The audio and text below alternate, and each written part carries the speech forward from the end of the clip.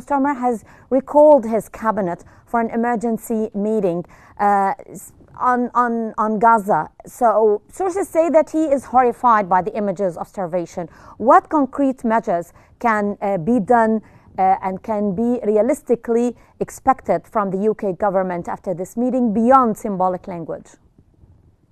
You mean our cabinet meeting, which will happen sometime this week or this week?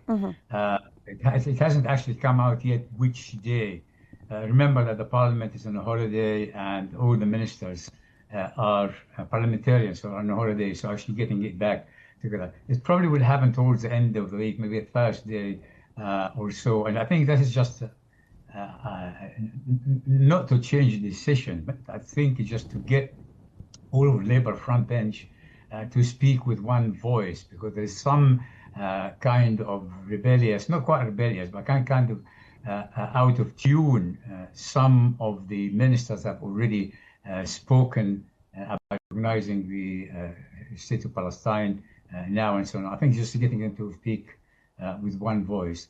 But in general, I think going back to the telephone calls that the Prime Minister had with the leaders of France and Germany over the weekend, they just want to come out with some kind of a plan. There was actually, in this briefing this morning with the Prime Minister, people in Downing Street, they were just talking about making a plan and just putting it past President Trump, at least he would not oppose it, and then perhaps presenting this plan later on.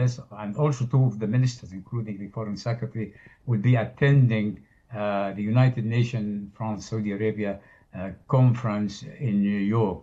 So most important here, that Prime Minister will explain that whatever we do, we must never be out of step with the United States of America. We must work with the United States of America.